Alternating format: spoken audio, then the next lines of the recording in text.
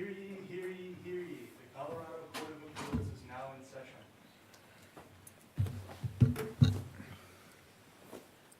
Thank you. Please be seated.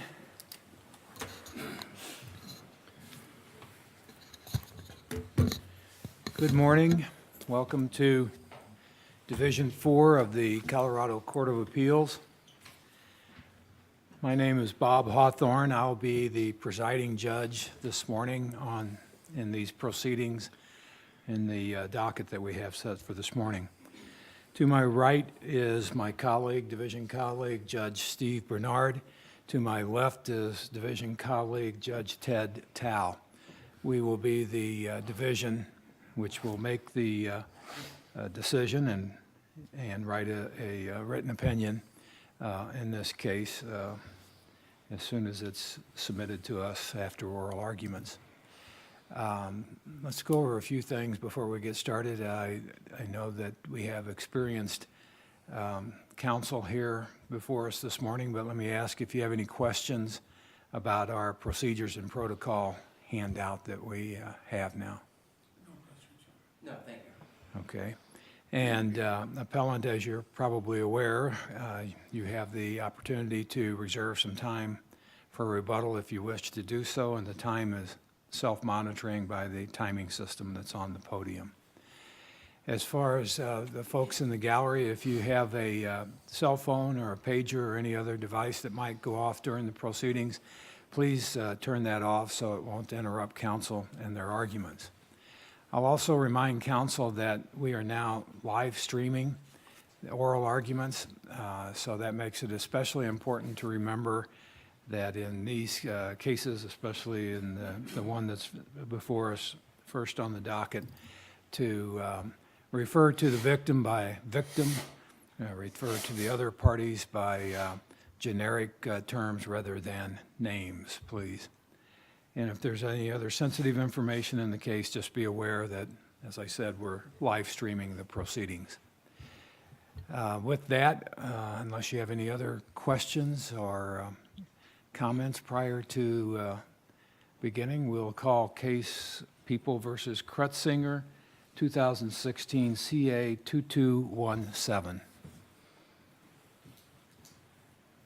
Thank you, Your Honor. Good morning. May it please the court. My name is Eric Klein, attorney registration number 42185, and I represent Mr. Charles Krutzinger, who is also present with me today. As the district court recognized, this case was entirely about credibility. The issue for the jury was whether, with no corroborating evidence, the prosecution proved beyond a reasonable doubt that the complainant was telling the truth and Mr. Krutzinger was not. Because credibility was so central to this case, it was incumbent on trial counsel to object to evidence or argument that wrongly bolstered the complainant's credibility or wrongly denigrated Mr. Krutzinger's. The unrebutted expert testimony at the 35C hearing was that trial counsel's failures to object to improper argument and evidence were unreasonable under prevailing professional norms, and these failures were prejudicial. I'd like to start my argument by talking about the framework under Strickland for this court's analysis. And Strickland makes clear that this court's analysis of both the performance prong, prong 1, and the prejudice prong, prong 2, are a cumulative analysis. Under prong 1, Strickland talks about the performance inquiry must be whether counsel's assistance was reasonable considering all the circumstances. And Strickland, when it actually did its analysis of the facts in that case, did not do a piecemeal analysis under the performance prong. It did an analysis of the various asserted inadequacies of trial counsel. And so when this court looks at whether trial counsel performed sufficiently, the question is not picking apart different allegations of insufficient performance, but whether overall trial counsel's performance met the Sixth Amendment requirement. And then, of course, the second prong, prejudice, is likewise a cumulative analysis. And the second aspect of the framework for this court that I want to touch on is on the performance prong. The question isn't just, was it a strategic decision? Was it a tactical decision? The question is, was it reasonable under prevailing professional norms? And so it's not dependent on any particular trial lawyer. It's not dependent on any particular trial judge, what he or she may think. There has to be an objective baseline. And so just invoking strategy can't be a magic wand to erase all errors. It has to be reasonable under prevailing professional norms. And in this case, the unrebutted expert testimony was what that standard was, what the prevailing professional norm was, and that trial counsel did not meet it. Counsel, that's twice you've referenced it as unrebutted testimony, but doesn't the trial judge have the ability to not accept the testimony of an expert based on that judge's own experience of presiding over trials and understanding what lawyers may or may not do? You know, I think under Strickland, there actually has to be some evidentiary basis for what that baseline is. And this was actually to give meaning to the majority opinion in Strickland. There has to be that, and that was Marshall's dissent actually raised a concern at page 708 of the opinion that the standard enunciated on prong 1, quote, has instructed judges called upon to assess claims of ineffective assistance of counsel to avert to their own intuitions regarding what constitutes professional representation, end quote. And so I think that, and that's the dissent, right? And so that to not have that be the proper standard, as the majority would hold, there has to be some objective evidence of what the baseline is. What I'm asking is this. The proponent of a 35C challenge has the burden, correct? On factual matters, I think. To establish the deficient performance. Right. If the testimony provided by the proponent's expert does not persuade the trial judge that that is the prevailing standard, can the trial judge not just reject that, and now there is no sufficient evidence of what the prevailing standard is, and therefore proponent loses? Is that a correct, not in this case necessarily, but is that a correct statement of the analytical framework?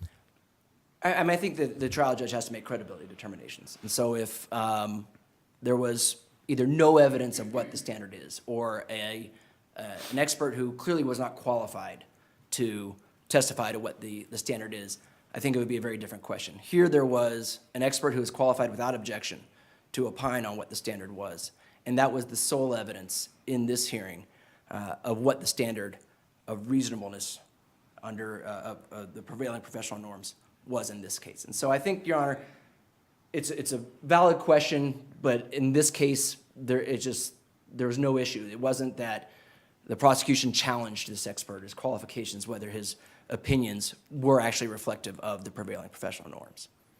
Mr. Klein, let me follow up on Judge Tao's question just a bit. Would the opinions expressed by trial counsel represent contrary expert testimony about the prevailing norms of professional conduct? Your Honor, I think not in this case for two reasons. One, trial counsel was not qualified as an expert, but more importantly, trial counsel never testified to what the prevailing professional norms were. He testified to his beliefs, which were contrary to law in some instances, and kind of his experience, but he never actually even offered an opinion on what the prevailing professional norms were. So I think that in another case, it might be appropriate where trial counsel said, based on my experience or whatever, and is qualified to offer these opinions, this is the prevailing professional norm, but neither one of those happened in this case. And Your Honors, in this case that really was about credibility, trial counsel sat by in closing and often in rebuttal closing while prosecutorial misconduct happened repeatedly, including misconduct that cast Mr. Krutzinger as a liar when the prosecutor knew that the factual basis for that argument was not accurate. And the most glaring issue was this argument about Mr. Krutzinger testifying to a meeting with the school counselor, and then the prosecutor getting up in rebuttal closing and saying, well, what is there other than his testimony to support that? And this court has already held that that was misconduct. And this court held that it was not plain error, but the court held that it was misconduct. Pardon me for interrupting for a second. And this question goes to the prejudice prong and this particular argument. If it's not plain error, which as we know is an extraordinarily high burden, how can it be prejudice for purposes of a Strickland analysis? Well, Your Honor, I think the Supreme Court answered that in Hagos. And that was the trial court's error here, was equating the two and saying that this court already found no plain error, so it can't be ineffective assistance, kind of melding the two prongs of Strickland. And in Hagos, the Supreme Court said plain error is a higher standard than Strickland prejudice. And so this court, I just don't know if there can be really an argument on the prejudice prong that it's ineffective to fail to object to an argument such as this on the performance prong, excuse me. I understand that, but if plain error is here, and hypothetically, ineffective assistance prejudice is here, there's room in there for it to still be not prejudicial, right? Below the Strickland Yeah. prejudice Yes. level, yes. Right. So the fact is that just because you're using a different standard of review here, appropriately so, that doesn't mean that it's automatically prejudicial. Oh, of course not. All right. I absolutely agree. Thank you. I absolutely agree. But I think that, and jumping way ahead of myself, and looking at prejudice here and looking at the cumulative analysis, right, where you have this improper argument, you have the prosecutor calling Mr. Kretzinger's not guilty plea a lie, you have the prosecutor vouching for the truth of the complainant's testimony, you have misrepresentation of expert testimony. Looking at that cumulatively, the standard for prejudice under Strickland is whether there's a reasonable probability that a jury would have a reasonable doubt. And that is far less, I submit, than plain error. And so when you look at this, in this case, that is just about credibility. Everybody agreed. The trial judge, prosecutor, defense counsel, all agreed this case is solely about credibility. In both closing arguments, both the prosecutor and trial defense counsel said this is only about credibility. In such a case, would not having that argument, or would knowing that argument was improper, cause a jury to, is there a reasonable probability that it would cause a jury to have reasonable doubt? And we submit that looking at this cumulatively, it would. And so I do want to talk about some of the other issues on the performance prong. Another issue separate from this false argument about Mr. Kretzinger's meeting with the counselor was when the prosecutor called the complainant's testimony the truth and Mr. Kretzinger's not guilty plea a lie. And the court can't ignore when this occurred. This was the last paragraph, as reported, of the rebuttal closing. When the prosecutor said it's not a lie, referencing the complainant's testimony, it's the truth. And the prosecutor said, you look at the last sentence of jury instruction number 2 where it says the defendant pleaded not guilty, that's the lie. What's important, I think, in kind of looking at other cases where this kind of thing maybe has come up, and I don't know there's any case where a prosecutor has gotten up and said the not guilty plea, which is a constitutional right to plead not guilty and put the prosecution to its burden. I haven't seen another case where the prosecution got up and said that's a lie. But I think something important here is that this was not a response to defense counsel's closing argument. Right? This court has said, if it's responsive, because it's rebuttal, right? And rebuttal is supposed to be responding to defense counsel's argument. This was not responsive to defense counsel's closing argument. It was maybe responsive to opening statement that had happened days before, but defense counsel never said, listen for the lie, or anything like that in closing argument. In fact, it was the prosecutor who, by my count, used the words lie, lied, lying, or liar 31 times between his two closing arguments. But the theme was set, wasn't it, counsel? And again, I'm sorry for interrupting, but wasn't the theme set when defense counsel delivered his opening statement? Because from the very beginning of the trial, the jury was told that the defense perspective on the case was that the victim in the case had lied. Well, I'd say, sorry, did I cut you off? Yeah, no, I'm done, thank you. I'd say two things, Your Honor. One is, and the state doesn't really respond to the prosecutor saying that the complainant's testimony is the truth. I mean, that's one aspect of it. But then this whole thing of his not guilty plea is the lie. This was an argument the very end of rebuttal closing that was untethered to any. I understand this particular thing, but you started talking about 31 instances in which the prosecution used the word lie, which expanded your argument. And all I was saying is that as far as those other instances are concerned, I think that, you know, if from the very beginning of the case, the defense is talking about the victim lying, well, that becomes fair game for the prosecution, doesn't it? I don't think, especially not in rebuttal closing, because rebuttal is to respond to the defense closing argument. I think it's very telling that this particular argument we're talking about here wasn't an initial closing, and it wasn't tethered to any discussion of testimony from Mr. Krutzinger, right? It was just kind of a closing salvo to say he lied when he pleaded not guilty. And that, we're talking about a fundamental constitutional right to put the prosecution to its burden, and so that's where it becomes really problematic.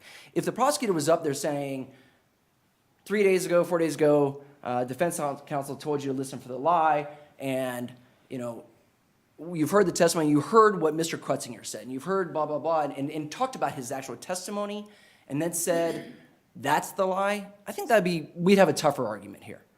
But given the context of that argument, I think that's what makes it different, and that's what makes it improper.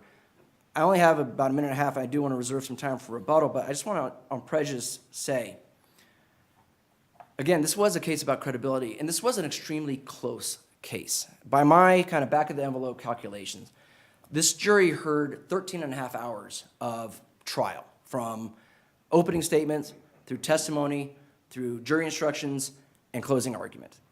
This jury deliberated for 12 and a half hours. And it returned its verdict only at the very last moment when the judge was actually about to dismiss them for the day and make them come back the next day. And so this was a very close case. This was a case where these arguments about credibility did matter, and I'd like to reserve my last minute for rebuttal argument. Thank you, counsel.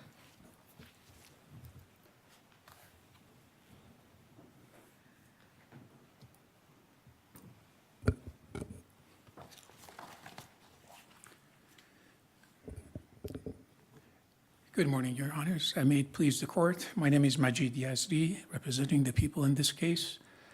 I think it might be a good point to start by the last comment that Mr. Klein made, that the fact that the jury had difficulty reach a decision actually may prove that Mr. Truman was so effective to create such a dilemma for the jury, and that should be considered as, at least could be considered as evidence of that. But to address the whole question of the ineffective assistance of trial counsel, two preliminary or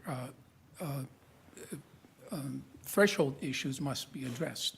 One is that we have to look at the record of trial counsel. Mr. Truman had, at the time of the trial, 30 years of criminal defense experience, trial experience. 90%, of course, was criminal of the 30 years experience, and 200 cases, 1/3 of those cases dealt with sex crimes, and he had presented testimony as expert on ineffective assistance of counsel in 20 to 25 cases.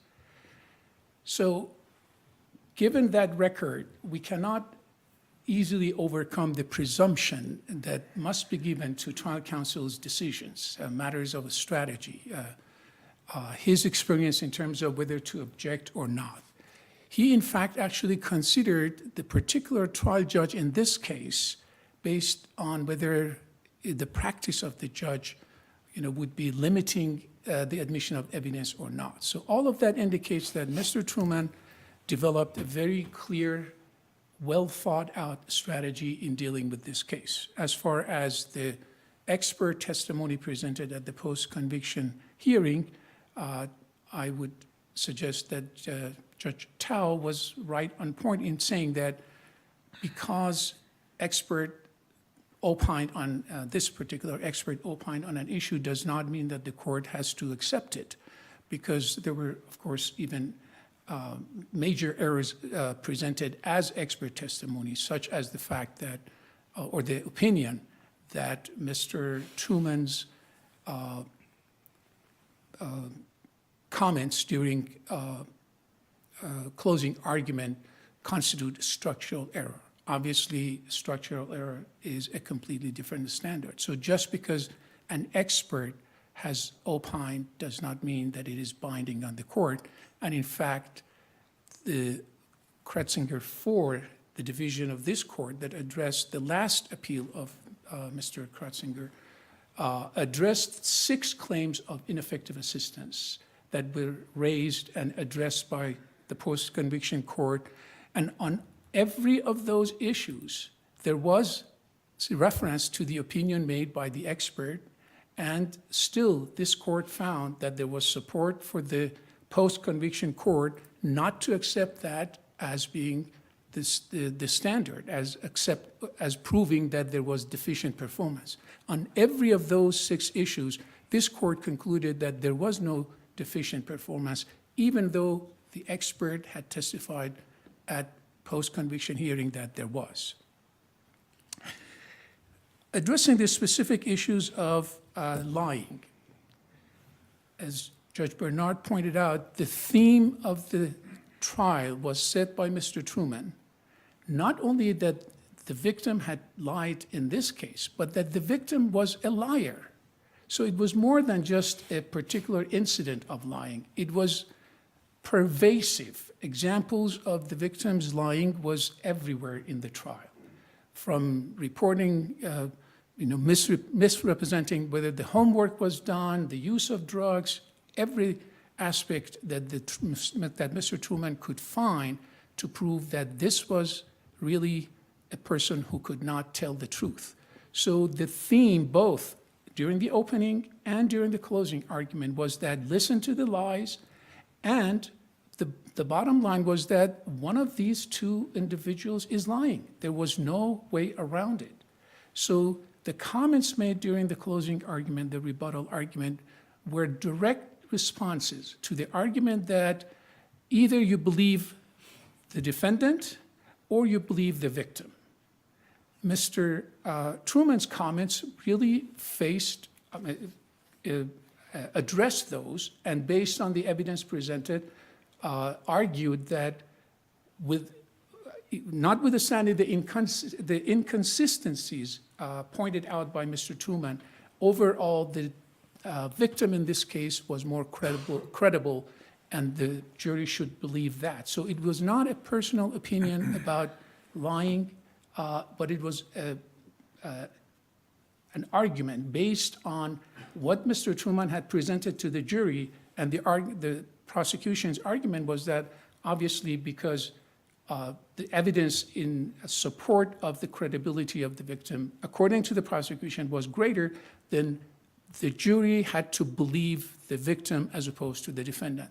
There was no way not to use the lie, and in fact, the word lie had been used repeatedly by Mr. Truman to characterize, again, not only the testimony of of the victim, but actually the character of the victim.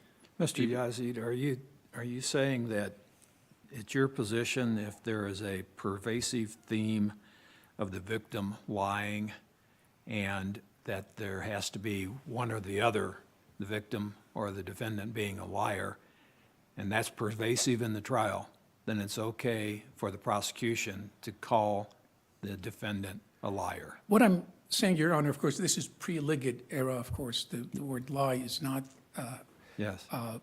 does not raise as much concern as it did not raise at the time as it does now. But my point is that when defense counsel says one of these 2 people are lying to the jury, so you have to make that decision which one it is. When the prosecution responds to that, okay, my position is that you have to consider the defendant as a liar. This is, I believe, given the context of the argument, given the whole framework that was created by defense counsel, is appropriate because it is a direct response to a question posed to the jury by defense counsel. How else can the prosecution argue that the jury should side with the prosecution and not say that they should find the defendant liar? Counsel, or is lying? there a fundamental difference between the way you're characterizing it as the defense attorney has told you that one of these 2 people is lying and here's why you should find that it's the defendant, and telling the jury, as the prosecutor, I'll tell you where the lie is. It's in instruction number 2 when he says, I'm not guilty. Is there a fundamental difference in that comment than the other characterization of the evidence? Your Honor, in isolation, I would agree that that may pose some difficulty in terms of, whether it's personal opinion or not. But when you place it in context, all the arguments that were made before that addressed the alleged inconsistencies and the prosecutor's attempt to defend actually the testimony or provide, argument that there were enough, and actually the prosecutor called it tremendous consistency.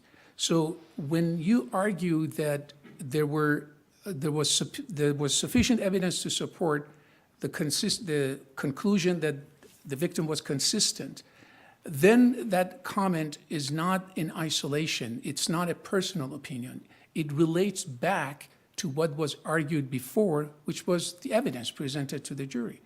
So yes, it was the way that it was kind of oratorial, embellishment that was made, but that was within the norm of making that argument, relating it back to the evidence. So there was cases, even since Liggett, have emphasized that if you don't have specific references like it's my personal opinion, then it is not necessarily considered as a personal opinion. So considered in the context, given the absence of the word, it's my personal opinion, I think it would be acceptable conduct on the part of the prosecution to refer back and say that that's where the lie is. Does it not seek to ask the jury to punish the defendant for invoking his right to put the government to its proof? I don't think so, Your Honor, because again, we are talking about the end of the trial, after the jury has heard all the evidence. So it is not questioning the presumption of innocence. It is asking the jury to make a judgment based on the evidence that was presented. Because it is at the end of the trial and refers back to the evidence presented, I don't think it raises the question of questioning the right of the defendant to be considered, to be presumed to be innocent. Again, given the way that it was presented and the context. Pardon me for interrupting, Mr. Yazdi, but on that particular point, I would think that there would be merit to your argument if he were simply talking about, well, the defense said that there's a choice here, that there's a diametrical opposite choice. Victim, defendant, who are you going to believe? Here's why you should believe the victim. Fair enough. But my problem is that the prosecutor takes an extra step and points specifically to, as Judge Tao just pointed out, the defendant's invocation of a constitutional right, which is, I am going to plead not guilty, which is every defendant's constitutional right. And to suggest that that guilty, not guilty plea was a lie suggests that there is something wrong with the ability of a defendant to exercise that constitutional right. That concerns me. Again, Your Honor, my argument would be that given the context, given the evidence that was presented, the prosecution's argument should be understood as referring to the defendant's testimony, even though, yes, it is specific reference to the not guilty plea entered, but it may have been better practice for the prosecution to not use the not guilty plea and instead specifically refer to the testimony. But that was the intent and the purpose and the effect, I would argue, because the jury had heard all the evidence. We are not talking about right at the beginning of the trial saying that you cannot make any presumption of innocence. Of course, the court has instructed the jury will follow that. So this argument, again, may have, in isolation, present some issues for the court. But I think, given in the context, it may not, I mean, it cannot be considered as prejudicial, at least. That's the minimum, that even if it's not considered proper, if the embellishment is not within the realm of prosecutorial, argument, ability to make the argument, it cannot be considered prejudicial because, again, it is based on the evidence presented and preceded by extensive discussion about what the jury had observed during the trial and the evidence that was presented. Mr. Yazzie, we've spoken quite a few minutes here about whether or not it was proper for the prosecutor to make the statements that he made about the defendant's guilty plea representing a lie. And the question before us is whether or not Mr. Truman was ineffective or deficient in his performance in not objecting to that line of argument. Why is it that Mr. Truman, if that's your position, why is it that he was not deficient in not objecting to such an apparent problematic argument by the prosecution? And if he was deficient, how did that not prejudice the victim? Your Honor, Mr. Truman explained his approach to making objections during closing argument at the post-conviction hearing. He specifically believed that based on his practice, objections should not be taken lightly and would not necessarily help his case by interrupting the flow and repeatedly objecting and, undermining his credibility with the jury. So that was his approach, that he did not believe that in every instance he should be objecting. And especially, this is the conclusion of the argument. It's he has presented his case, and it may not be, and he may not have perceived it to be necessary to make that objection at the time because it would not make any difference. If the court, for example, gives a curative instruction, it would be that the defendant is presumed innocent. So rejecting the implication, if there was an implication by the prosecutor that presumption should be questioned. So it would be the same instruction that the jury would be given in written instruction and had been given earlier at the beginning of the proceeding. So it is not unreasonable for trial counsel to believe that an objection would not have accomplished anything more than what the jury instructions tell the jury. And I don't think that would be considered deficient not to do it. He could have. I'm not arguing that he couldn't, that there was no basis for making the objection, but it's not necessarily the best strategy to make that objection. And moreover, the prejudice would not be there because the curative instruction would be that the jury would adhere to the principle of presumption of innocence as it was instructed. Thank you, counsel. Unless the court has any question, we ask this court affirm the post-conviction court's denial of 35C motion. Thank you. And bailiff, would you add 1 minute to Mr. Klein's time since we went over Mr. Yazid's time by that amount? I can slow down. For You the can court's slow benefit down much your- more than what I was planning on doing. There's really 2 points that I want to really hit on from Mr. Yazdi's argument. And I want to get back to Judge Hawthorne's question at the end there is, why is this not deficient performance and failing to object? And the court has to look at what Mr. Truman's stated reasons were for not objecting. And his primary reason is a fundamental misunderstanding of the law. And at least of the law of appellate review. And then there's also a misunderstanding of the effectiveness of curative instructions. And so I want to talk about those two because the law of appellate review in Colorado, across the nation, is preservation makes a difference. and in this court and many other courts, has said you've got to preserve error. And the courts establish different standards of review to incentivize trial counsel to preserve issues and to make contemporaneous objections so that a trial court can do something to ameliorate the error.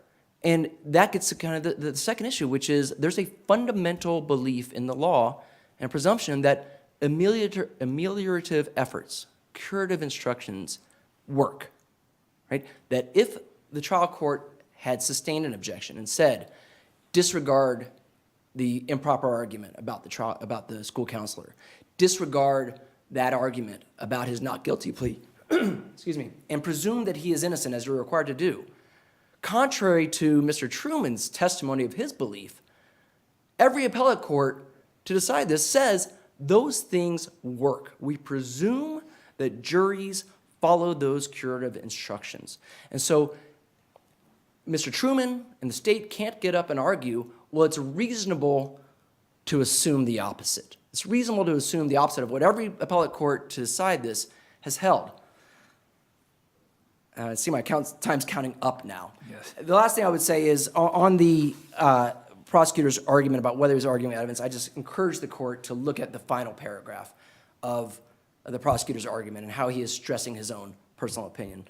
I thank the court. We ask that the court reverse the decision of the trial court. Thank you, Mr. Klein, and thank you, Mr. Yazzie, for your excellent arguments in this case. Those arguments will be very helpful to the division in reaching a decision, and the matter will now stand submitted, and the written opinion will be issued in due course. Thank you again for being here today, and counsel are excused, and as soon as they clear counsel table, counsel for the next case can come forward, please, and set up. That next case being Spitzmiller versus Buffalo.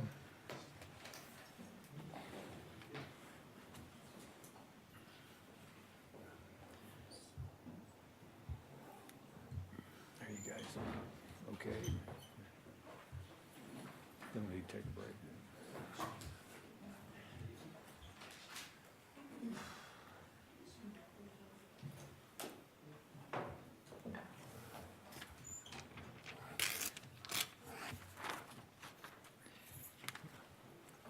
Few comments first.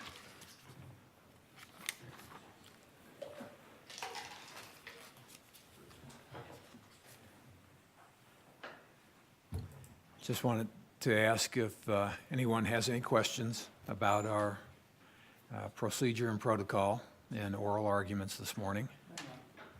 No, Your Honor, thank you. I don't know if anyone else came into the courtroom in between the shift in counsel there in cases, but if you did and you have a telephone or any kind of other device that might go off, please turn that off so it won't interrupt counsel.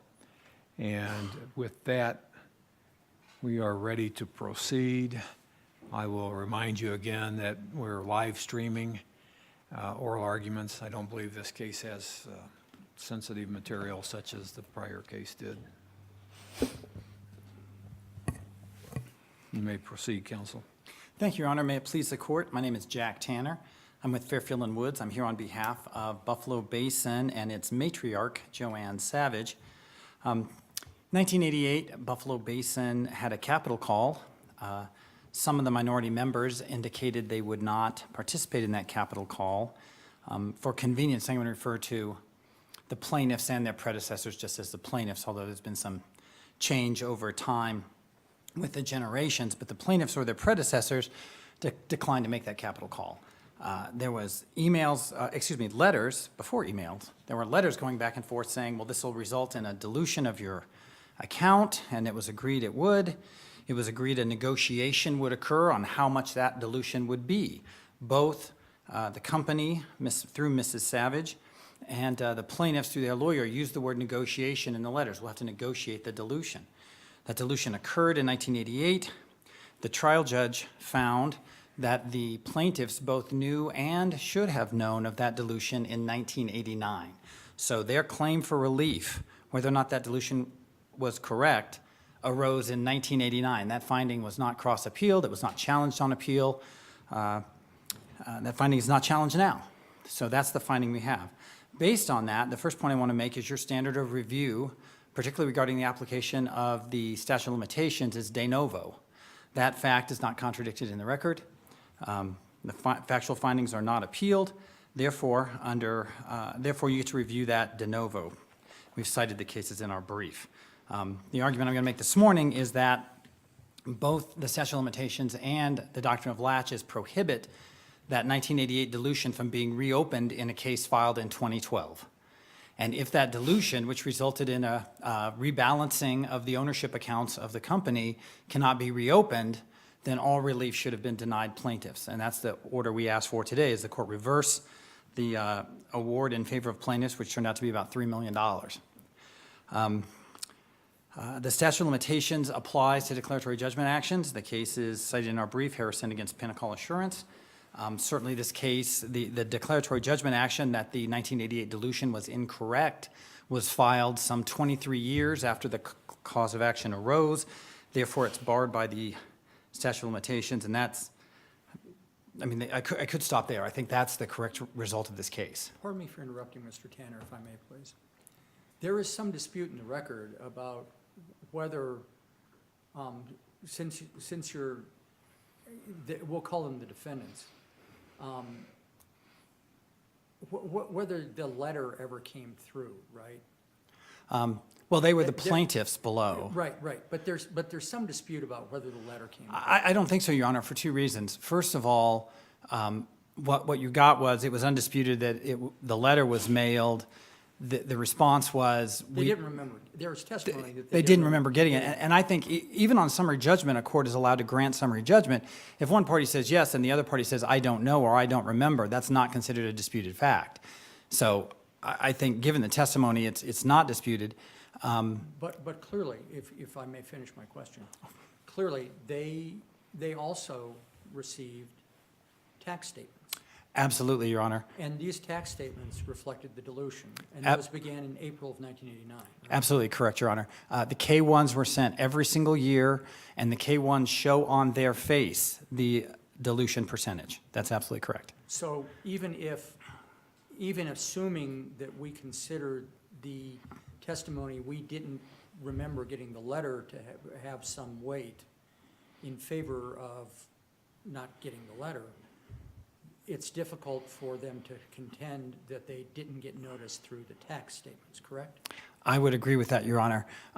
So I would agree with that on the merits of the question, but I would also say that that factual finding by the trial court, who found both that they knew and that they should have known, that hasn't been challenged. There was no cross appeal challenging that. I don't think they challenged it in brief. So that, I don't even think you have to get that far. But to the extent there is a concern that maybe this one letter didn't get through, I think that concern is completely addressed by 24 years of K-1 statements to 3 different people, actually to 4, because there was a trust that owned half of their collective interest, and then each of the people owned a third. So there were 4 K-1s sent every year for 23 years. So based on that, I think the statute of limitations clearly bars the declaratory judgment action seeking to reopen the 1988 dilution.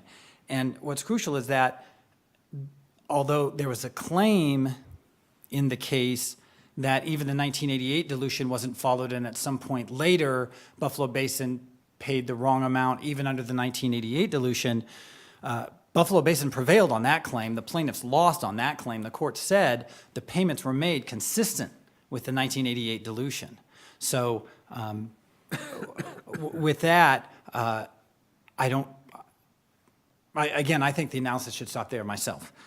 There's reasons why we have statute of limitations and latches arguments, and this is a good example of them. A company needs to know who owns it, and it shouldn't be tasked 24 years later with saying, well, you made a mistake 24 years ago as to who owns it. Because not only do we have the problem of payments, I mean, the judgment of $3.2 million indicates $3.2 million was paid to the wrong person, and we cite the Firestone case in our brief indicating that the company may not be able to get that back. The case law says if the company pays too high a dividend or pays it to the wrong person, that shareholder has no obligation to refund it. So now the company just has to pay the same dividend twice. But beyond that, for example, if, in this case, they are small minority owners. Mrs. Savage did testify. She made certain decisions based on the assumed ownership share she believed she had. But the court could easily imagine a situation where there's disputes within a company. The ownership decides based on percentage of ownership who the board of directors is. They vote for a board of directors which picks officers. So you've got a company that the company says, well, we're owned 51-49 based on this vote, and this is our new board of directors. And 20 years later, somebody comes back and says, oh, you did that 51-49 calculation wrong. In fact, it should have been the other way around. You picked the wrong board of directors, and the company, everything the company's done has been void for the last 20 years. That can't be the law. The law will not allow that. Mr. Tanner, if I may, is the certificate of partnership contract? Yes, I think in it the is. sense that it's actionable as a Yes, breach of contract? I think it is. If hypothetically, the language in the certificate clearly provided that distributions would be based on pro rata share of capital contributions, if they pay it wrong 20 years ago, does that act alone change future payment obligations? No, I don't believe it does, Your Honor. I think actually that would bring us under a case which I want to distinguish, one of the cases relied on by the plaintiffs, the Cypress Associates case they rely on. It's a federal case. It's responding to a motion dismissed written by Judge Hagerty, Magistrate Judge Hagerty in federal court.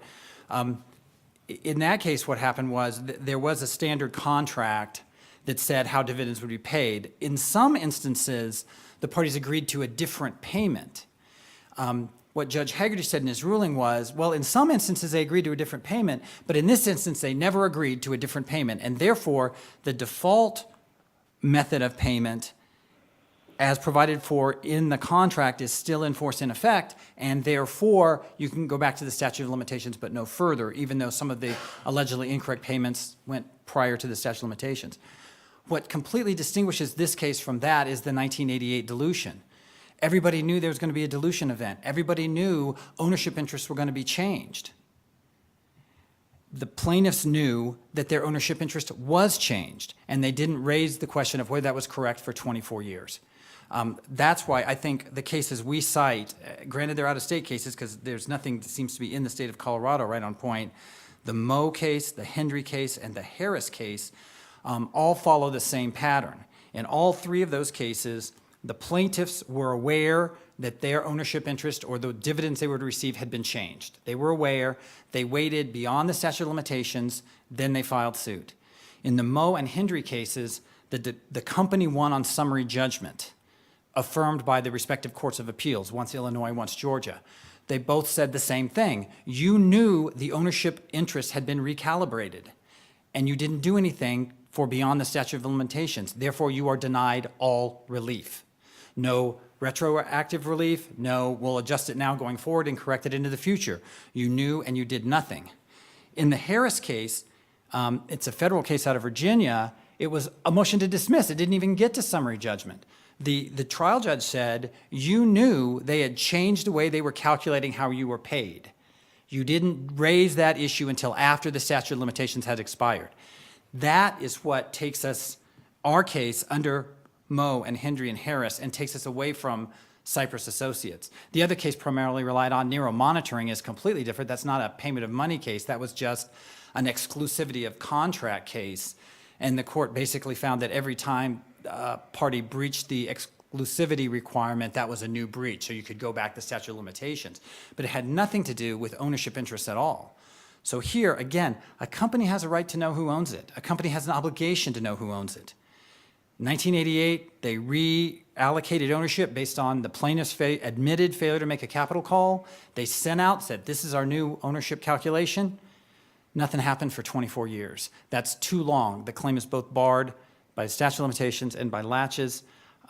If the court does get to reopening the reallocation, I think the court should reverse on that as well because, again, the letter exhibits NN and 9, this exchange of letters, where both parties say we have to negotiate a capital reduction, your dilution based on the capital accounts, you only do that if there's some subjectivity involved. The plaintiffs argues for straight dollars in the door, there's a numerator, there's a denominator, it's just math. In that instance, there's no negotiation required. Therefore, that's not what the parties thought back in 1988. And the court's adopting of that was incorrect. I would, oh, yes. Counsel, we don't have to get to that if we were to conclude hypothetically that this case was barred by the statute of limitations. Correct, Your Honor. I'm going to save my remaining time for rebuttal with the court's permission. Thank you. Thank you, counsel.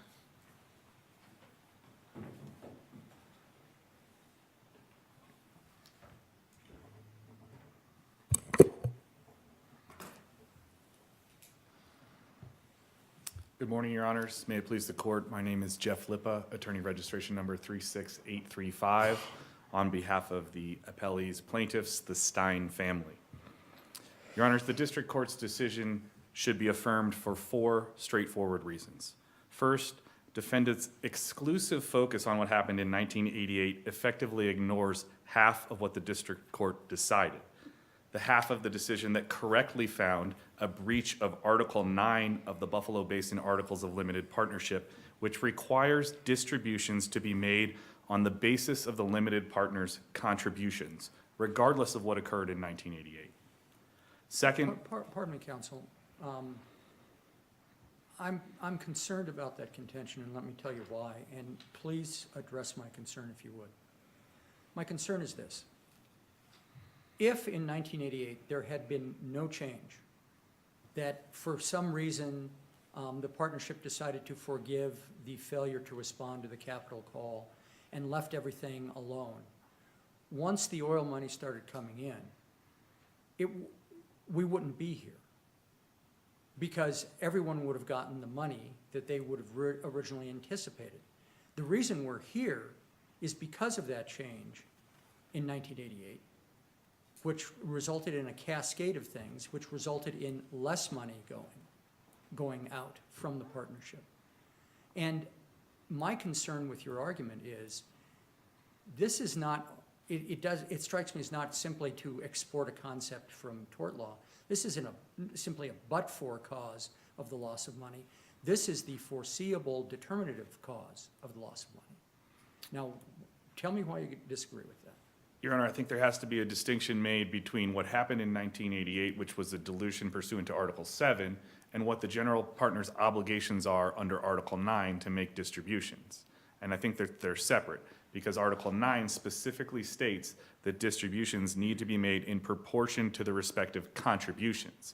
So the fact that they changed the ownership interests in 1988 doesn't impact what the general partner was supposed to do under Article 9. And I think perhaps it would be illustrative to talk about what would happen if the new general partner came on the job. So the district court found that the current general partner had breached her fiduciary duties. It didn't award any damages on that point, but the point is that we could possibly seek to replace the general partner.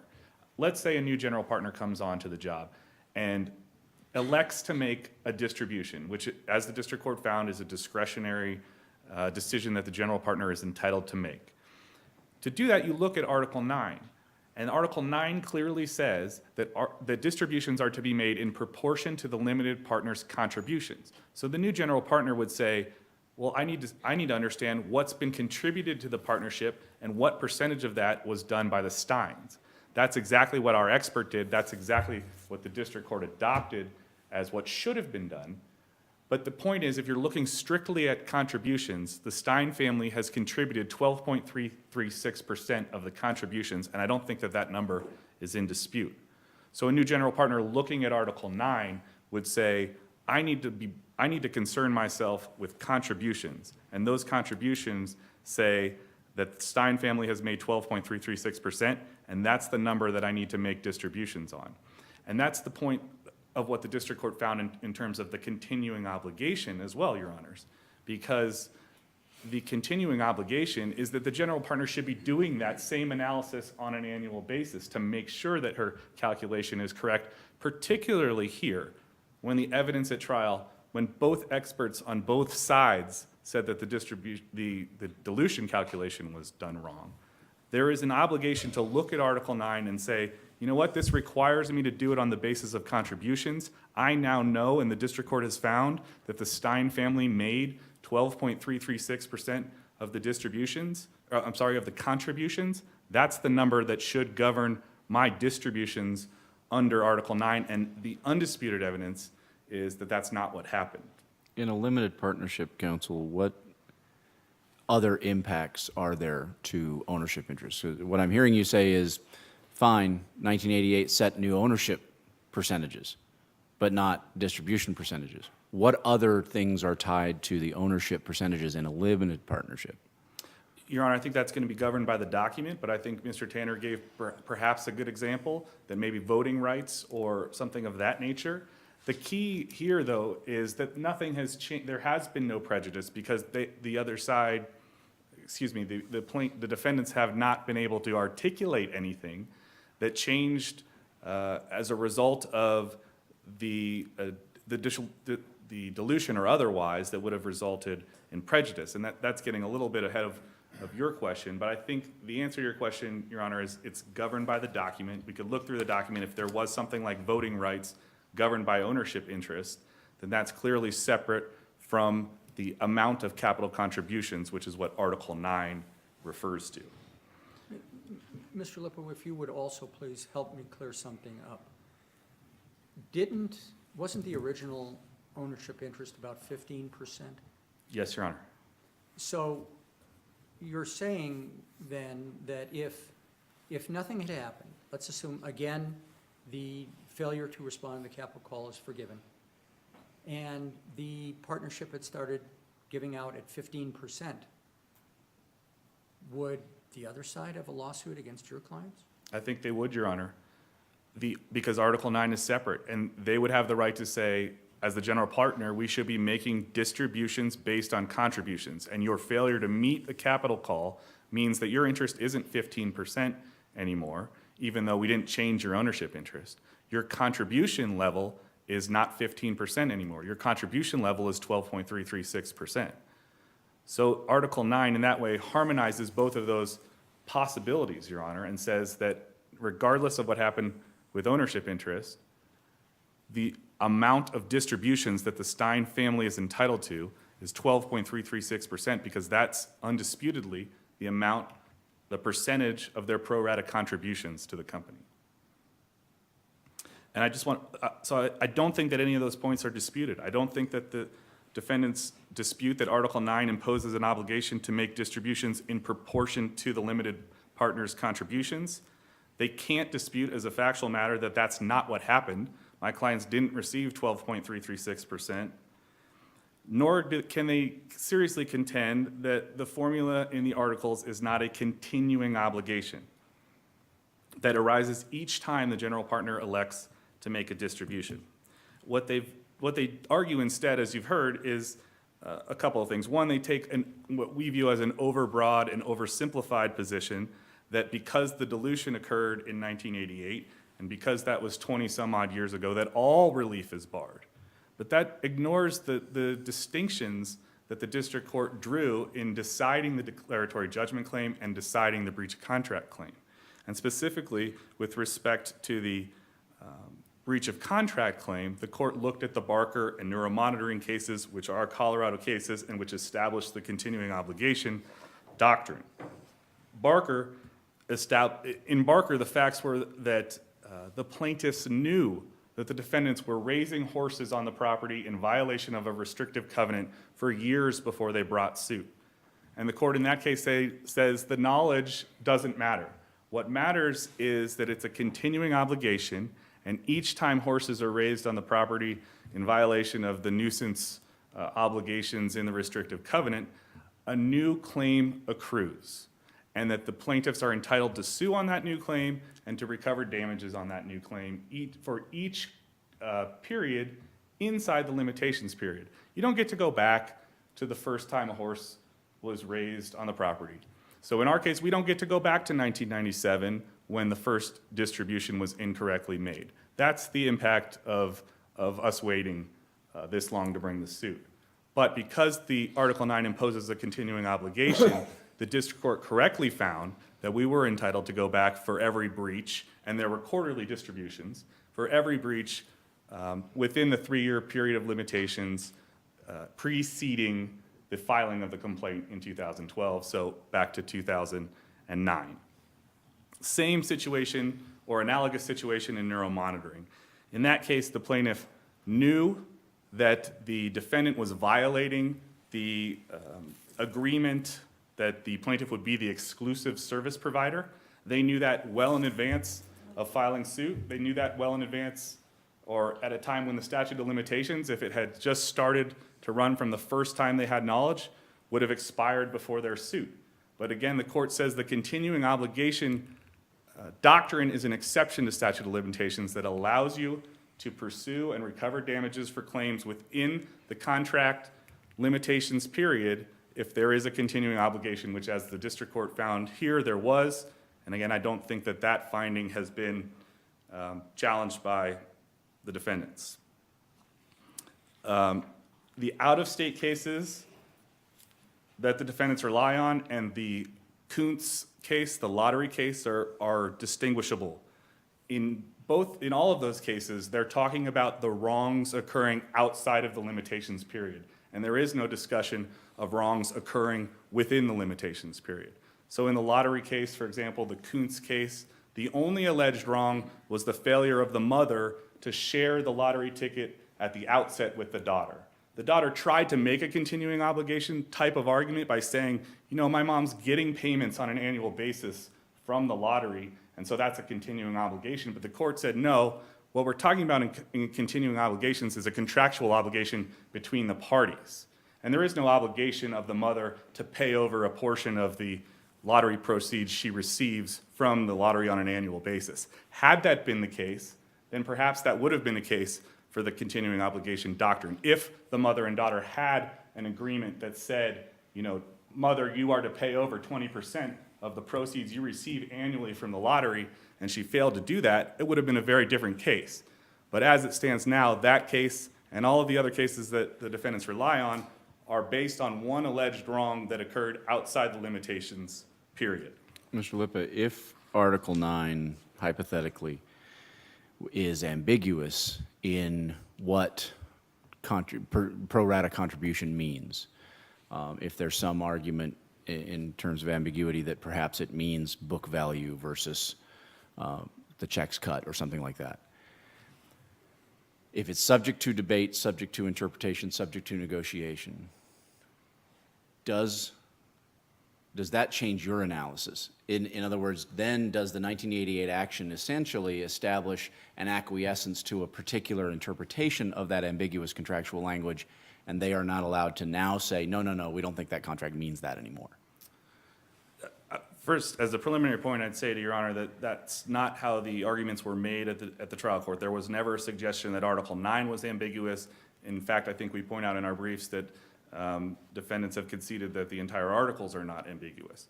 But to answer your question, even assuming there is an ambiguity or that there could be considered an ambiguity, I think you still look at the cases along the line of Barker and neuromonitoring, where they say it doesn't matter what happened before the limitations period. But Barker and neuromonitoring are not cases where there was a legitimate dispute as to what the contract meant, right? That's correct. So if there's a legitimate dispute about what the contract means, and 25 or so years ago, the parties act in a certain way in a specific instance and say, we've reestablished what that means, is your party then barred 25 years later from saying, no, no, no, no, I want it interpreted a different way? And if not, why doesn't that run afoul with the fact that there is a statute of limitations for declaratory judgment actions? I think two things, and I want to address the defenses of statute of limitations and latches and things of that nature. But I think the dispute is about Article 7 at the trial court, and what you're referencing, there is no dispute about Article 9. Article 9 is clear and unambiguous. I've asked a hypothetical, and I want you to accept my premise for the hypothetical. That Article 9 is, if Article 9 is ambiguous. If the language of the contract is ambiguous. Yeah, then I think you would have to admit extrinsic evidence. You would have to talk about whether or not statute of limitations and latches applies. And I want to make a point about that because statute of limitations does not apply here to the declaratory judgment action because defendants said it didn't. They argued it didn't in striking our jury demand. The court accepted that argument, struck the jury demand on the basis of defendants' representation that this was an equitable action. So they should be judicially stopped from now saying that statute of limitations governs the declaratory judgment action. Pardon me, Mr. Lipa, but the judicial admissions doctrine applies to facts, not law. We know that clearly. In addition, they invited the error that they now claim by their proposed findings of fact and conclusions of law, clearly indicating that the declaratory judgment claim is an equitable claim and arguing only latches and estoppel, and then failing to prove, as the district court found as a matter of fact, that there was any prejudice. Your Honors, I see that my time is almost up, so absent any further questions, I would briefly conclude by asking this court to affirm the decision of the district court. Thank you, Your Honors. Thank you, counsel. And Mr. Tanner, you have about 3.5 minutes for rebuttal. Thank you, Your Honor. I first want to say I disagree with Mr. Lipa that we ever conceded this contract is clear and unambiguous or any part of it. I think we've argued repeatedly that it's a mess. There are provisions in this contract that make no sense. Particularly interesting and necessary for this point, tying back to his Article 7, Article 9 argument, is that the way it was set up, the partners could invest either in the company as a whole or in certain specific projects. And you would have to go and do some kind of forensic analysis of all the investments prior to 1988 to figure out on every dollar, well, was that a general dollar that came in, or was that a dollar for a specific project? And that's why I think the argument that you can just look at Article 9 in isolation and say, well, it has the word contributions, therefore our analysis is done, fails. I think you do have to try your best to interpret this contract as a whole, and the best interpretation is you look at the dilution. The dilution provision is certainly not clear. The parties at the time said it had to be negotiated. That ties to my argument about a subjective analysis, and that again goes back to if it's just contributions, what are Ms. Savage and the lawyers saying we have to negotiate? If it's just contributions, that's easy. A sixth grader can do it. So that can't have been what was meant. Well, Mr. Tanner, doesn't that ignore the distinction that Mr. Lipp is making between right to a specific amount of distribution versus what my book value of the ownership is going to be? That those aren't necessarily lockstep. Well, I don't intend to ignore it as much as to disagree with it. I guess I would say I disagree with that assertion. I think when you read the articles as a whole, which is what we're supposed to do and try and figure out what's going on, clearly distribution should be made persistent with what you own. Because again, this company is set up where there could be a distribution just on an isolated project, or there could be a distribution from the company as a whole. We don't know what happened before 1988 regarding those individual investments. So I disagree with that.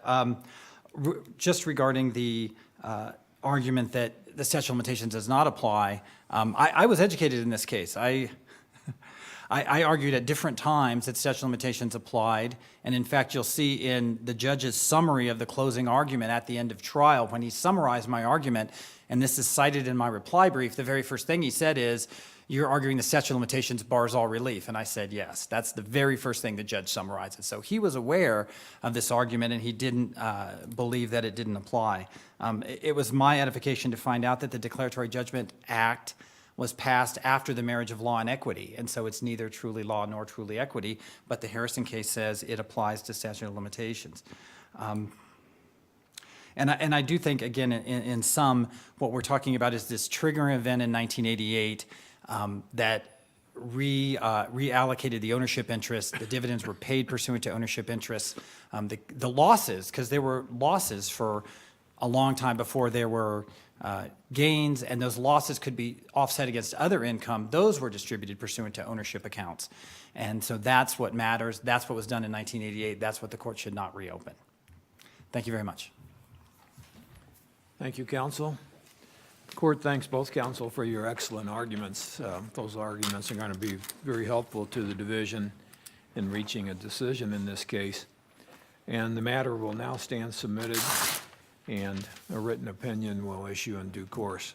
Thank you very much for being here today, and counsel are excused. Thank you, Your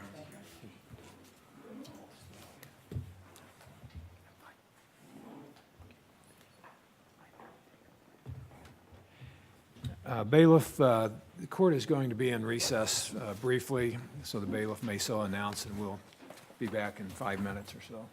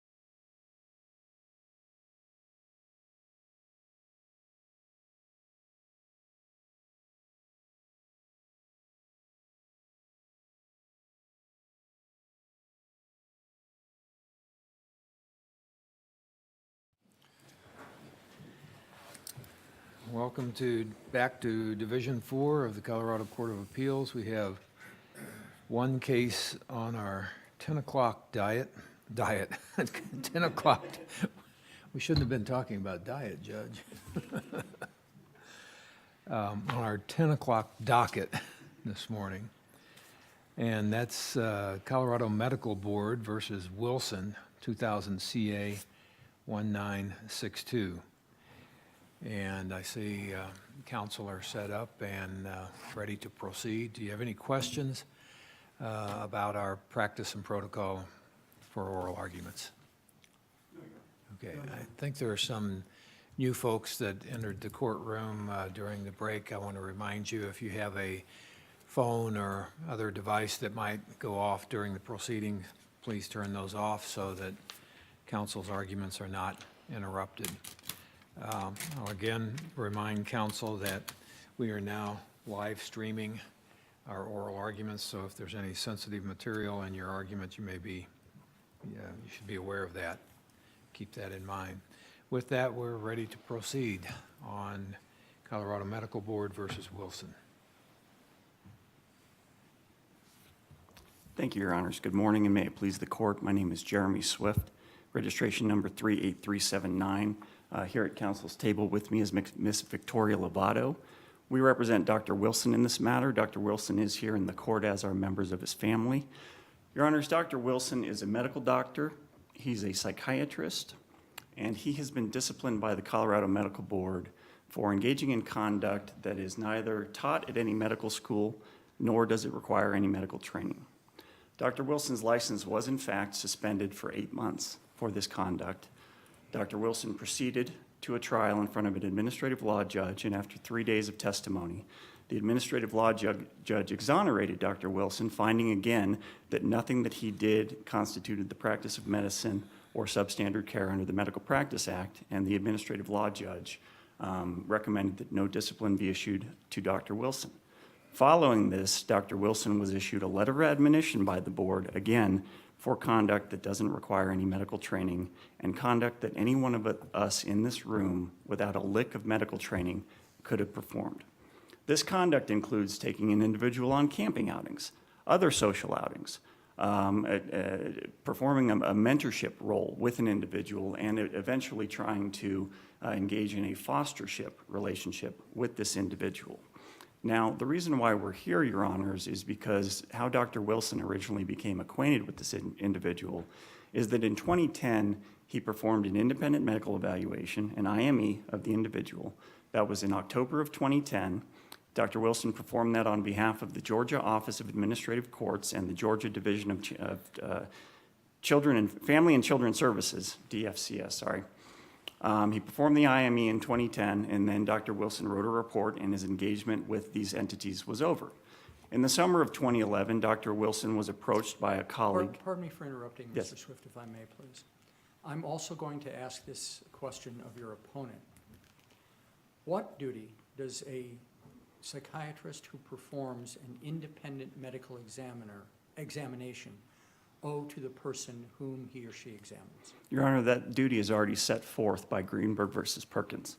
And the duty that the IME examiner owes to the IME subject is to not do harm during the examination.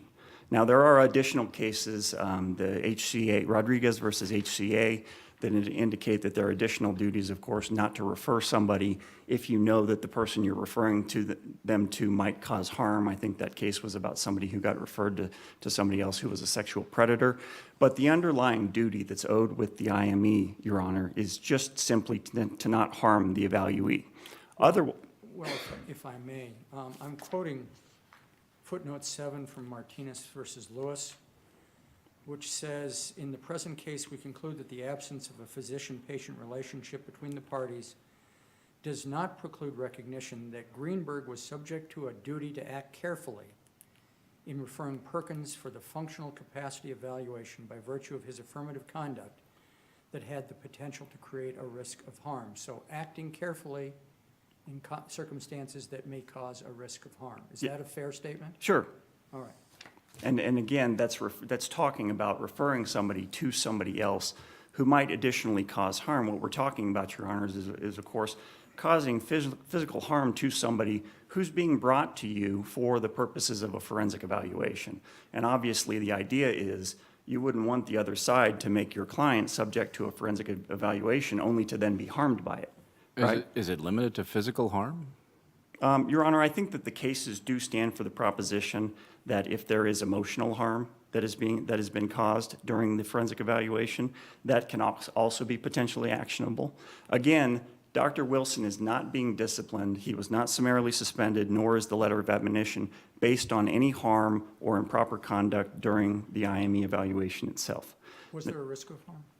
I'm sorry? Was there a risk of harm? Well, Your Honor, Dr. Wilson was evaluating an adolescent individual who had been in the Georgia family foster system, basically, the Georgia state system, for a number of years. He had a history of being abused. He had a history of being sexually abused. He had a very traumatic history.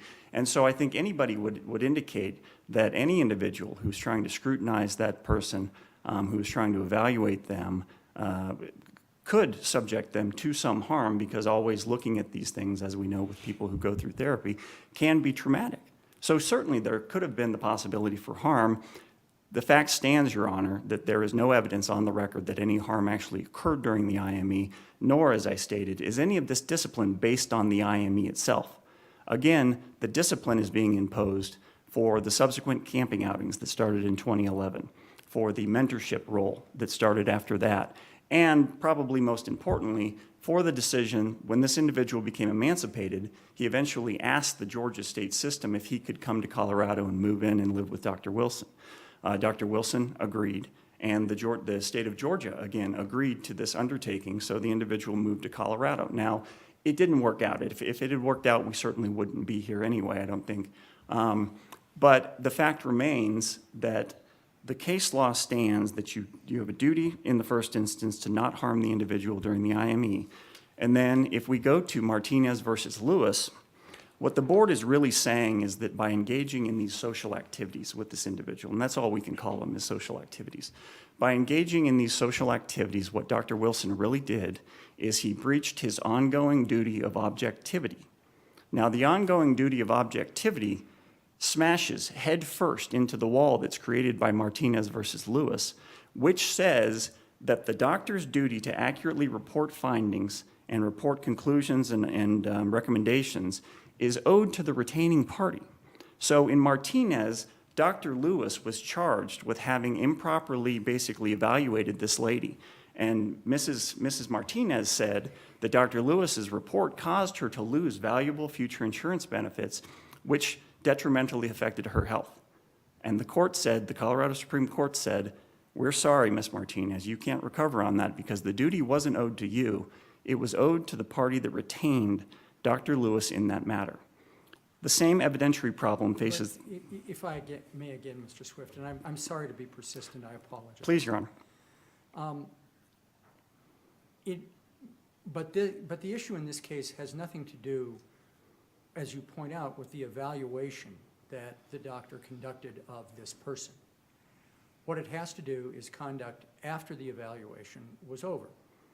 And Greenberg seems to suggest that there could be some concern about what happens afterwards. And so the duty that you're talking about Martinez laying out is a duty to the department. But there is some suggestion in Greenberg that he may have had an ongoing duty to the person. Mm-hmm.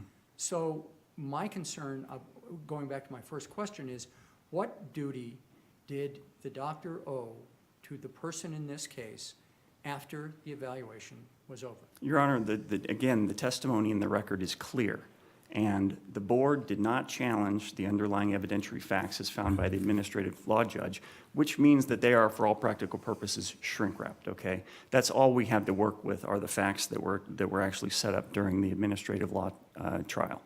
So, and the evidence on the record was, again, that the IME engagement starts and ends once the doctor has basically written his report and finished any undertakings basically in connection with the IME engagement. The sole issue advanced by the board's expert was that she believed that there is an ongoing duty of objectivity which survives the IME process. Again, Your Honors, if we go back and we look at Martinez versus Lewis, that duty of objectivity goes to any future professional medical opinions that Dr. Wilson or any other physician might offer, or any instance where the doctor might again intercede in the patient's interest or whatever in a professional capacity. Again, the duty of objectivity, and this is stated in Dr. Gunderson's testimony, is there because, as she said, there's a possibility that the doctor might be called on again to render a professional opinion regarding the original IME subject. That never happened, and there are no facts on the record that can link that. So again, if we go back, and I apologize, Your Honor, but if we circle back to Martinez versus Lewis, Dr. Martinez can't be held liable for supposedly providing substandard medical opinions that cost a lady her future medical benefits. Dr. Wilson took an adolescent on a camping trip. So if I understand correctly, your answer is no duty. No duty. Thank you. Counsel, you are emphasizing the outcome of Martinez versus Lewis, which was that Ms. Martinez has no cause of action against Dr. Lewis. Nothing in that case suggests that there might not be other repercussions for violating the duty of objectivity to the retaining party, correct? Correct, Your Honor, but if you look at the board's response, again, in the answer brief to the Martinez argument that we raise, what the board is really asking this court to do is graft a new legal standard, and they're citing Taco Bell versus Lannon. They're citing HCA, the HCA case. They're asking this court to graft a duty, which says if you perform an IME, then you have an ongoing duty of obligation, which means no further social outings. Okay, now again, let's back up and let's buttress on one side Martinez, where the doctor cost her valuable future benefits. And let's also look at, Your Honors, 1236-117-1R, which is again a provision in the Medical Practice Act that would allow a physician, any physician in the state of Colorado, to engage in sexual relations with their patient as long as more than 6 months have passed since the undertaking. So on the one hand, you've got Dr. Lewis, who was protected. On the other hand, you have a physician who could have had sex with their IME subject as long as more than 6 months go by. Dr. Wilson's not allowed to take somebody camping. I mean, that's really the scope of the rule that the board is asking this court to adopt. All we're asking this court to do is uphold Martinez, the Colorado Supreme Court precedent, which indicates that this duty of objectivity is again owed to the party that retained Dr. Wilson, which would be these Georgia state entities again.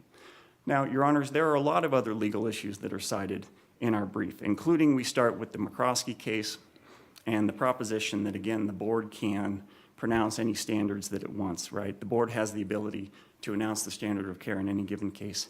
We don't need the court to upset McCroskey. We don't need the court to go into these further arguments under 1364-401 or any of the other case law, because again, Martinez already gives us the answer, and that is that the duty is cut off. It's cut off because it's owed to the party that retained Dr. Wilson, and again, there's no evidence that shows that he breached any of that duty. Your Honors, I'm just going to add one final thing. I'd like to reserve some time for rebuttal here, but again, to go back to the discipline that we're talking about. This is Dr. Wilson, who had a lucrative, valuable medical practice in Colorado, and as we all know, a medical license is a valuable property right that's afforded due process rights. Dr. Wilson's license was summarily suspended. He was yanked off the street. He had to cut off all of his patients. He couldn't continue working, and in a lot of other circumstances that could have been extremely devastating. Fortunately for Dr. Wilson, it wasn't. He hasn't practiced medicine in Colorado since 2015, okay, since the end of 2015. His license had lapsed, had expired as of April of 2017. And after being exonerated by the administrative law judge, where she found no unprofessional conduct and recommended no discipline, the other panel of the board came back and issued a letter of admonition to Dr. Wilson that was conditioned on him completing an ethics course within 12 months on penalty of never being able to reapply again in Colorado. Dr. Wilson's professional reputation and life have been devastated by this matter, Your Honors. And for the other panel of the board to come back and issue discipline like that, which has no consideration at all for protecting the public, again, because Dr. Wilson wasn't practicing medicine in Colorado and his license had already expired, nor was there any need to rehabilitate Dr. Wilson as a licensee in Colorado because he wasn't here. There was simply no reason to issue the additional discipline, which does, again, have professional ramifications for Dr. Wilson, as we stated in our brief. So, Your Honor, I'd like to reserve the remaining time for rebuttal. Thank you very much. Thank you, counsel.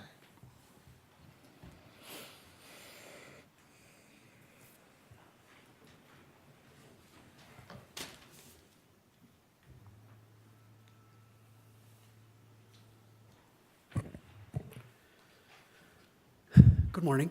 My name is Eric Maxfield. I am registration number 29485, and I represent the Colorado Medical Board.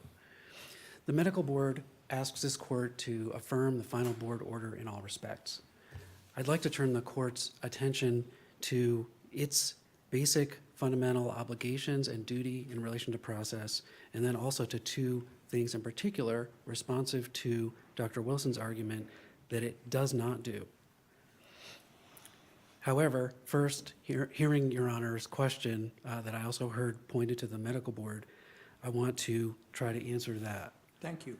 So what I heard was, what duty does a psychiatrist or a forensic psychiatrist owe to a patient that she examines? Is that correct? In an independent medical examination. Thank you. That's important. Okay, in an independent medical examination. That depends on the circumstances of the case, for one. That depends on things like, in this case, whether the independent examination was of a vulnerable individual. But it also is something that is determined in some respects by a floor set by the case law that has reviewed independent medical examinations in Colorado. But the other thing that it's determined by is the Colorado Medical Board, based on its determination of whether there is expert evidence in the administrative record that adequately establishes satisfactorily a standard of care.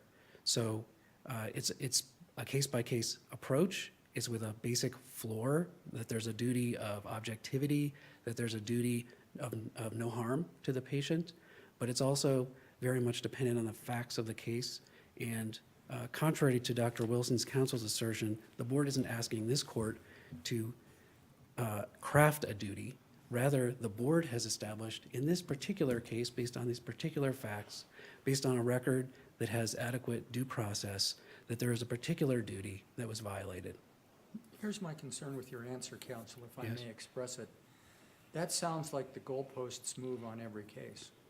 And that seems to me to be pretty awkward for doctors and gives them fairly, comparatively little notice of what they're expected to do or not to do. Am I wrong about that? Respectfully, Your Honor, you are wrong about that. The medical board is a board of limited authority, and the unprofessional conduct that it may seek to discipline a physician for is listed out in the Practice Act at Section 117. One of those grounds of unprofessional conduct is failing to meet the generally accepted standards of medical practice. Now, that is inherently a very broad concept, and it involves a broad swath of types of practice. However, the board expects that a physician will rely on his or her training and experience, and then the board is bound by its responsibility, if it has a concern, to rely on expert testimony, to allow that expert testimony to be tested through an administrative process, and then through further quality control of that proceeding by the exceptions process and by potentially an appeal to this court. So, counsel, what I'm hearing you say is essentially we should provide the traditional agency-based deference to the medical board for the role of setting the outer boundaries of what the duties are and what the standard of care is. Is that what I'm hearing? Yes, Your Honor. In that light, do we have some role on this body in ensuring that at some level there is not a fundamental disconnect in the various rules? In Yes, other Your words, Honor. can we look at what the board says and just say, that makes no sense given what the other rules are in other contexts? Is that something we have the ability to do on this body? Yes, Your Honor, the board's decision in particular related to ultimate conclusions of fact must be reasonable under the law and therefore make sense, and they must be supported by substantial evidence in the record. However, this court does not have a role in second-guessing the board. So it should make sure that the board is on the road, that due process has been honored, that the board is relying on expert testimony in the record. But once those criteria are met, the board is that body which is authorized to make the determination of whether the standard was met. So, using your analogy, I'd like you to respond to counsel's assertion and pointing out that under the rules, a psychiatrist who isn't separate from the party in the sense of an IME, but is a treating psychiatrist, 6 months and a day after that relationship ends, can engage in sexual activity with that former patient. But under the board's rule in this case, a person who has a distinctly different and significantly less involved relationship 5 years later can't have any social contact with a former evaluee. Tell me why the board didn't take an off-ramp off the road. Yes. So Dr. Wilson's counsel's view of that subsection R of unprofessional conduct that causes sex with a patient while treating the patient or within 6 months to be unprofessional conduct, his reading of that asks too much of that statute and asks too much of the P section, the generally accepted standards of medical practice. So it is not correct that after 6 months, on the next day, a physician, psychiatrist, or otherwise is suddenly free to have sex with a patient. Rather, that section R is something that applies in circumstances involving sex with a patient, but there are also additional considerations, such as P, such as was played here. The generally accepted standards of medical practice require a case-by-case analysis, and there may be higher burdens depending on the circumstances. For instance, a psychiatrist whose fundamental job is to establish role and boundary, as opposed to someone who is conducting a physical examination, say, in a routine circumstance. It's a different circumstance. This case involved a vulnerable patient who had a severely traumatic past and who was assessed by Dr. Wilson as, in particular, having trouble with boundaries because of that severe trauma, because it occurred in a familial setting. Also, I want to draw the court's attention to the concept of discipline by the board for things like camping. The board believes that that is a misunderstanding of the concept of correct boundaries in the medical profession. Boundaries apply when there is a professional relationship established, whether it's medical or through other professions. And the nature of that professional relationship dictates the duties owed to the patient. And certainly the board, it might be true, the board concedes that camping or social acceptance or engagement in other outings by that patient might have been a great benefit to the patient by someone else.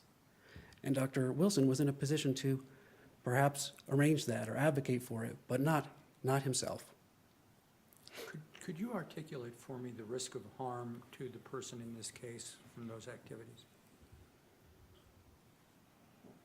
The risk of harm is that the patient, because of his lack of understanding of his familial his connection with Dr. Wilson, potentially, would be vulnerable to wanting to be accepted by him in a friend sense, in a familial sense, in a mentor sense, that confused the role that Dr. Wilson had in relation to him. And without some sort of clarity of that role, the patient could then suffer things like rejection, perhaps suffer mental trauma as a consequence of that. But in this case, the board had no obligation to put on evidence of harm and did not do so.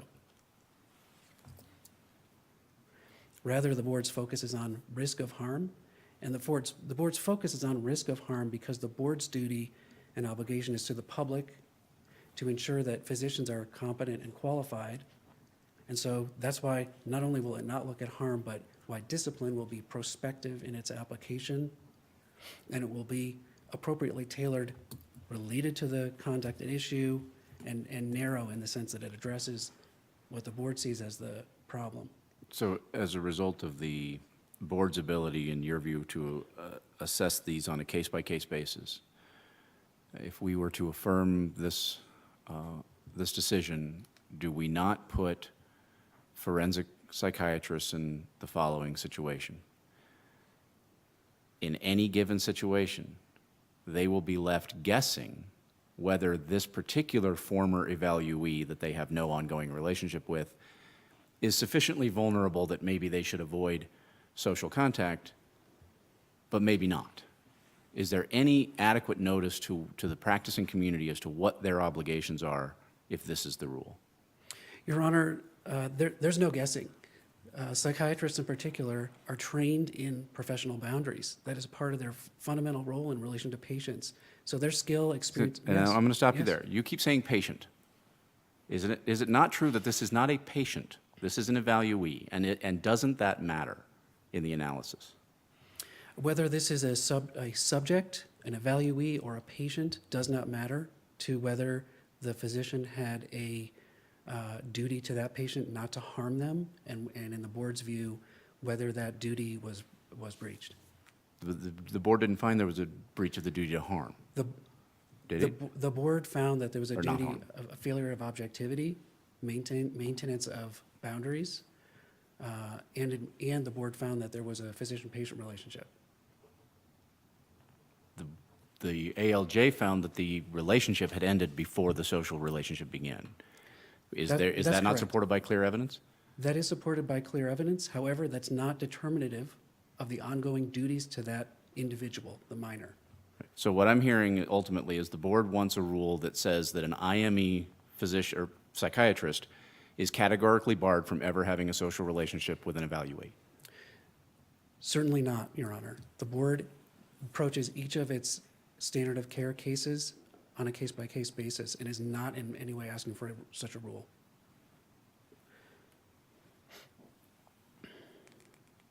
I also want to turn the court's attention to Dr. Wilson's argument about the consequences of discipline.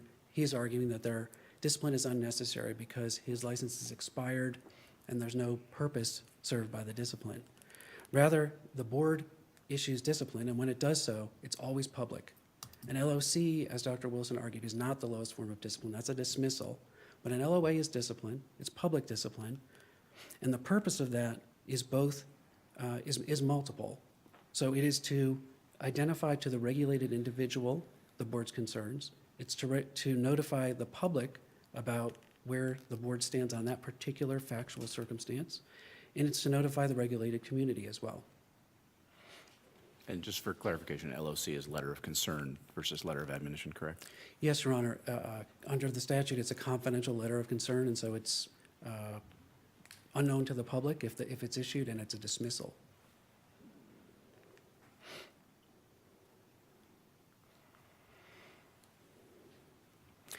I also would like to turn the court's attention to another factor that the board does not have a duty to prove in its proceedings. So in the arguments by Dr. Wilson that Title 13 or 1364-401 applies, the board agrees with the general principle in that statute that if there is expert testimony in a proceeding concerning standard of care, the expert should be trained and skilled and familiar with the standard. However, that's about testimony, and the board met that principle. The board doesn't agree that that statute applies to its proceedings, but even if it does, it met that standard. It would be a misapplication of that statute to apply it to the board's hearing panel upon exceptions under the APA. The General Assembly has set out the qualifications just by establishing the board of the members of the hearing panel, and so that includes some physicians, it includes a physician assistant, it includes lay members. They're required to rely on expert testimony. Here, the board has that expert testimony from a forensic psychiatrist in the record. Counsel, let me ask you this. You had just mentioned earlier that it doesn't matter whether the doctor had a doctor-patient relationship or an evaluee relationship with the person involved here. It doesn't matter as to the duty the doctor owes and the continuing duty that the doctor owes to that person. If the doctor had not conducted an IME with this person, would that doctor have had any restriction on participating in the social activities that he did participate in with the person? He's still a psychiatrist. This person may still be vulnerable to risk of harm. Would there be any restriction or any duty owed to that person if he knew that the person was vulnerable? If there was no professional role undertaken by the physician, no, there would be no duty as far as the medical board can be concerned with. So it's all because he conducted an IME? That's correct. I also want to add, though, that that was the thing that initially created an obligation, but Dr. Wilson didn't end his professional role simply there. He did receive an invitation from an attorney involved in that project in Georgia to come on a camping trip to assess the patient in a quote, real-life setting to determine how his medications functioned. And he agreed under that term to participate in that camping trip. So he agreed to do that as a professional. By the way I read the briefs, he didn't actually do that. He agreed that he would go for that purpose, but then didn't actually perform any analysis or any consultation with the person on the camping trip. Is that correct, or am I reading that incorrectly? The invitation was to perhaps in the future provide consultation, and there was no record of future consultation. That's right, Your Honor. Okay, thank you. I see your time has expired. Mr. Maxfield, if you'd like to wrap up. Thank you, Your Honor. The board, in sum, returns back to its initial request that this court uphold its final board order in all respects. Thank you, counsel. And Mr. Swift, right? Yes, Your Honor. Are Yes. there any preliminary questions from the judges before I wrap up real briefly? No? No. It's not. Okay. Just to tie everything in perspective for the court, again, when the board files a complaint seeking revocation of a license, the board is master of its complaint. It's master of the items that go into the complaint and is also master of the venue where that takes place. Now, a lot of boards in Colorado don't have two sides. In the medical board, they've got an A and a B. So if the board wants to say, if we agree with our expert, that means you lose, then that means that they need to not pass it to an administrative law judge. One of the oral arguments this court heard this morning, the discussion was about what trial court judges do in terms of weighing evidence and things like that, and what trial court judges do. This court does not comment on the weight and sufficiency of evidence. A reviewing court does not do that. That's for the trial court to do. And because this matter was submitted to an administrative law judge, that was the judge who was in the proper position as the fact finder to weigh the testimony of the experts and determine the weight and credibility to afford to all of that. What this case now stands for is the proposition that if the medical board hires an expert that says that there was substandard care, even if you go to trial and the judge finds otherwise, you still lose. So the rule is, if we have an expert, you lose, no matter where that takes place. Doesn't the statute provide, well, I think you overstate the second half. What if the expert agreed with the asserted misbehaving party? Then that party doesn't lose. But isn't that what the statute says? The ALJ has the final say on evidentiary, i.e. historical fact. Correct. But the determination of duty is a mixed question of law and fact. Correct. If not a wholly question of law, in which case it is not the ALJ's final bailiwick, it's the board's. Is that not correct under the APA? That's correct, Your Honor, but as we all know, the board can only act in conformance with Colorado law, which we've already discussed. And I see that I'm now counting up, so I'll stop, Your Honors. Thank you. Thank you, counsel. And thank you both for your excellent arguments. Those arguments are going to be very helpful to the division in reaching a decision in this case. The matter will now stand submitted, and a written opinion will issue in due course. That concludes our morning docket, and the court will now stand in recess. The bailiff may so announce. Thank you.